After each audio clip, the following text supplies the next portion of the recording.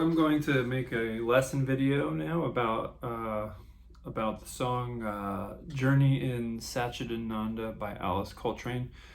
I first got the idea to make an arrangement of this song when I was taking a bath one day, listening to it.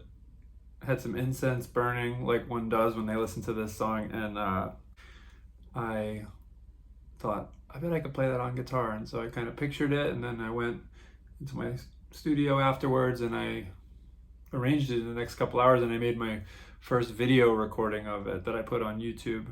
That was how it started, and then eventually I put it on an album called Repertoire. And some people have asked me to make a lesson around it, so I will. Here we go. First of all, we have a bass line that is an ostinato groove. That means a repeating pattern, right? That goes throughout the song.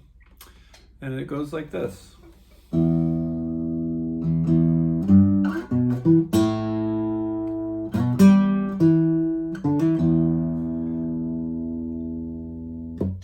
So we're just going to hang on to that as much as we can. But first here, let me make you a little, this is the tablature for this. So I suggest you take a screenshot and work off of that, because I don't have time to do graphics and all this that I see people doing on YouTube, because there's just too much guitar playing to happen and a family to raise and things to do. So take a screenshot of that, or you could order my PDF from my Bandcamp, which has the music for my entire record called Repertoire. It has all 14 tracks tabbed out in my hand.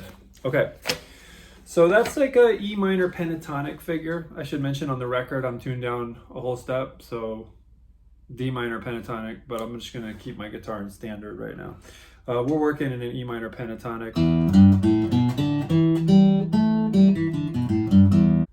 The riff could also be played here.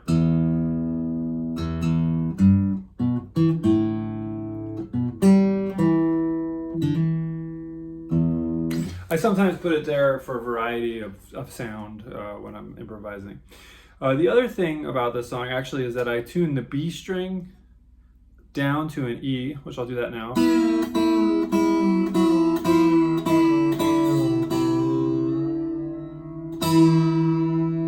Always tune up to your note.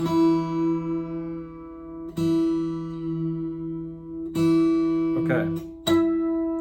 Good enough for rock and roll. So I use a kind of a tremolo technique where my finger goes back and forth like this on those two strings. So I'm going out and in, out. Trying to really just like hit those two.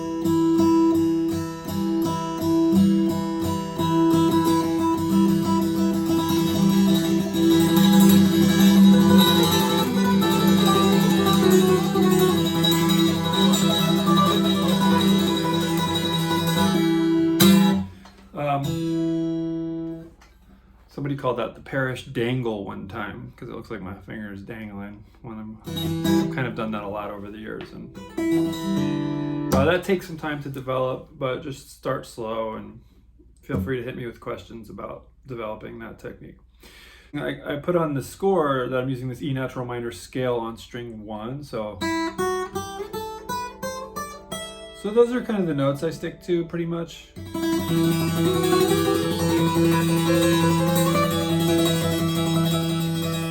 And then just, can I put the bass line under it?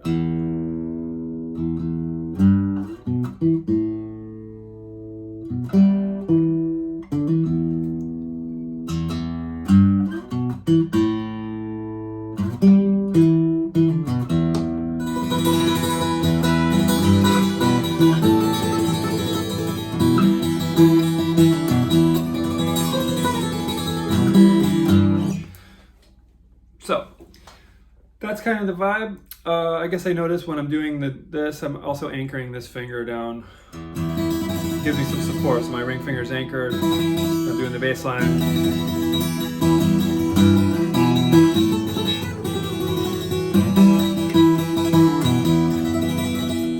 I'd say start simple with that as I got more used to it over the years. I do these little like trills and flurries and like kind of improvisation. The trick is to play the bass line and put the melody over it at the same time. So for me, like, notating things and seeing them spatially is really helpful to learn something, a counterpoint piece like this where you have two melodies, simultaneous melodies. And so again, like, you can really, if everything lines up, it really helps me. So I'll just kind of go into this a bit because this bass figure is in 6/4. It's going 1, 2, 3, and 4, 5, 6, and 1, 2, 3, and 4, 5, 6, and a 1, 2, 3, and 4, 5, 6, and 1, 2, 3, and 4, 5, 6, and a 1. So then it becomes a game of, can I put another note, you know, over another note or in between notes, you know, just lining up my beats. So yeah, I play this open E with my thumb on beat 1, and then I play this open E, maybe with my middle finger on beat 2. 1, 2, 3, and then I play the open E's at the same time on the and of 3. So 1, 2, 3, and then 1, 2, 3, and 4. I come down to this B. 1, 2, 3, and 4, 5, 6. So beat 5, I'm on this G note. So 1, 2, 3, and 4, 5. 1, 2, 3, and 4, 5, and this is on the and in between. It's gonna take some time to practice it. You know, it's tricky, but that, again, the visual is really helpful if you're reading it. And one thing I notice is that I actually go open, open, right? Get this part. When I do this, I'll go PI here. That's thumb, index, right? So thumb is P, index is I. And A is my ring finger on string 1. 1 and so P-I, pinch, P-A, I-A. And then another pinch, open A, ring finger here, finger 3 on the G note, and then it slides up. So I'm going.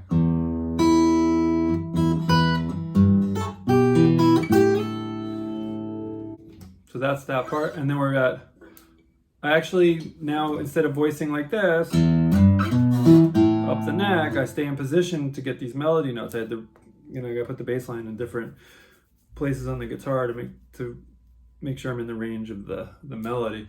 So measure 2 is, got that, starts on this open, and then I'm gonna grab the B here, fret 2, string 5 with the thumb, index finger on the open G, and then thumb grabs this E on string 4, fret 2. So that's like, and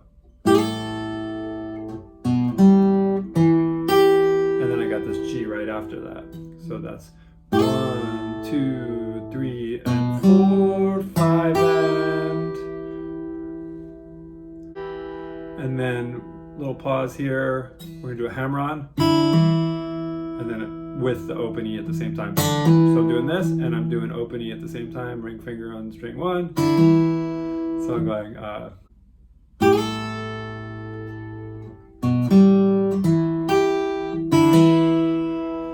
then I hit open E and open E at the same time. This part's really tricky because I got this trill to a D note, but I can't play, there's no D here because of this open thing. So I gotta grab the D on string 3 at fret 7. So I go, right, so this trill P, A, pinch, 6 and 1. I finger comes over to string 3, pinky grabs fret 7, this D note here on string 3, and then open E. So that's the beginning of measure 3. Good news is there's no bass notes in there, so it kind of sits alone, and so that's like 1 E and a 2, 3, and 4. So there's my G, and then I'm grabbing this B on the and of beat 5 at fret 7 on string 1. So I'm going like this. And then I'm gonna grab my next B here at fret 2 on string 5. So another little tricky spot, a lot going on. So, I mean, not really. One side's doing this, and one third side's doing this. So we just have this, and we have this. But doing that together is kind of tricky when it goes.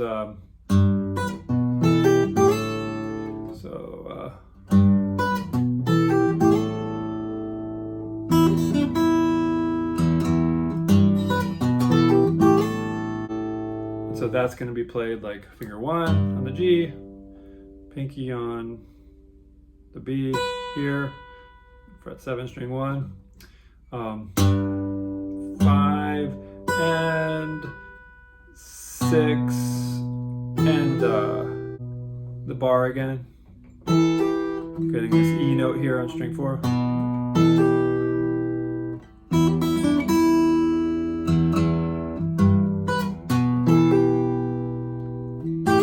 Sliding in again to this A here. Then I revoice this here, the B note on string 6, fret 7. To grab this D note on fret 10 on string 1. So I'm like B with the thumb on string 6, open G, ring finger playing, A finger playing that D, and kind of sliding out of it. He does this kind of like kind of sound. So it's and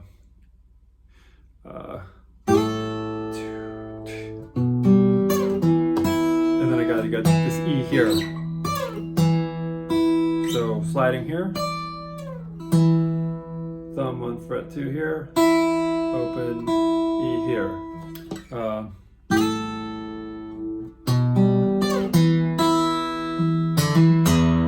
So thumb on 6, open G, A finger plays that D note, it slides out, grabbing the fret 2 here with finger 1, thumb, then followed by this open E, and then I got my hammer on there, part of the bass line. Okay, we're in measure 5 now. Nothing going on there, some space, so 1, 2, 3, and 4, and then I do a little up strum here, 1, 2, 3, and 4, and grabbing this G and this G, and then open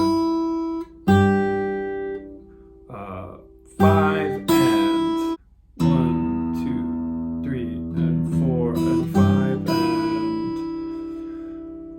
and then I put my first finger down on this B on beat 6, and I grab this G again. There's a little triplet, this part's a little tricky. And then I grab this E and D here. Again, I don't have a D here, so I gotta get if I need that note, it's here at fret 7 on string 3. Kind of annoying, but totally worth it. All right, so B is here, finger 3's here. E and D. E's on string 5, fret 7 with the thumb. D here, and then open A and C. Nice little A minor sound.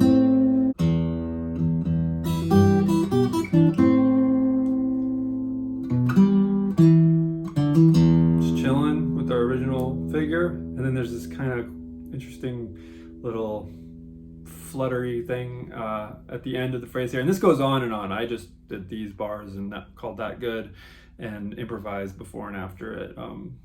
I sometimes think I'll go further and transcribe more and link it up, but I'm kind of in other projects right now. So 1, 2, 3, and 4 E and. So 1, 2, 3, and 4. Oh, 6 and 1 with the PA. Pinky's at this D again with the I fingers. Slides down a whole step. And he's gonna do that twice. He goes, so So we're gonna go, and then I reach to the G with finger 1, and I play that E again. 2 different notes there, so we got this. We're doing this figure, but we're doing it over E, and then we're doing it over G, and then we're finishing with the bar again here in that first position. And then back to a little improv.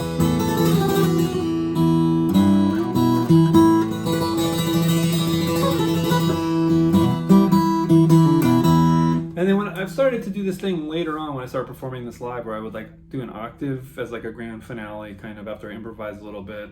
So playing.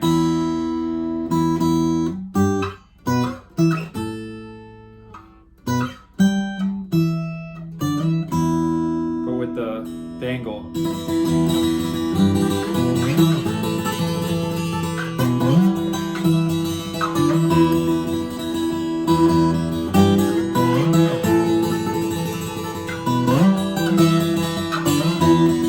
Just kind of fade it out.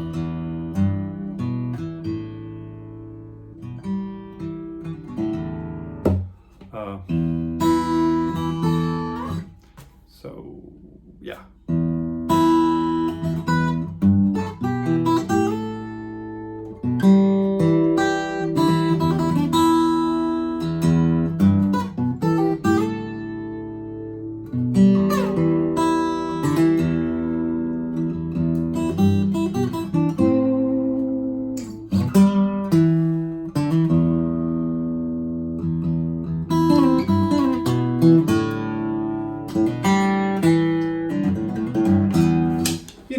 And you can be kind of loose with it. That's the beauty of solo guitar. We don't need to be super metronomic, very expressive, organic kind of piece. So thank you. I hope this was helpful. Until next time.